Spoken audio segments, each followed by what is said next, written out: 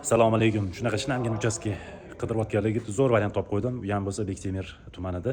Ko'rib turibsizlar, mana ozgina ma'lumot berib o'taman. Hozir syomka jarayonlari ketyapti. Hozir mana uchastkamizni zelyoniy zonasi, mana bitta fontani, tapchani, mashinaga kiradigan joyi katta ekan. 3 dan 4 ta mashina sig'adi bemalol.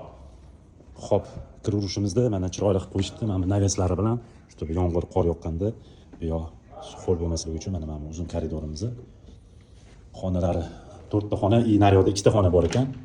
Mana bitta ham shuni yaxshi qo'yishibdi, chiroyli qilib. Mana xonalarni ko'rib turibsiz. Bu yana родительский.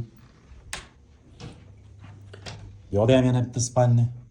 Chiroyli qilib lyustralarga ahamiyat beringlar, zanaveskalari cho'tki qilib qo'yilgan. Xo'p, uyimizda mebel texnika bilan sotilish narxi boshqacha, pustoy sotilish narxi boshqacha. Xo'p, bu yoqda ham yana bitta xonamiz bor. Xonani ko'rib turibsiz, chiroyli qilib qo'yilgan. Bu prostorniy qilib, xonalari keng, chiroyli, akkuratni qilib qo'yilgan. Xo'p, bu yoqda zalimizni. Zalni ko'rib turibsizlar, mana zalim zo'r, kenggina. Ikkita kreslani qo'yib qo'ygan, o'zi ham 5 baho qilib. Kreslani cho'tki qilib qo'yishdi, mana lyustralari. Har bitta uyga kelganda lyustrasiga ahamiyat beraman. Lyustralarni ham zo'r qilib qo'yishdi. Bitta kuxnya ham kattagina ekan. Bu kuxnya menimcha yechilmaydigan kuxnya, stroyniy qilib, cho'tki qilib, chiroyli qilib qo'yishgan.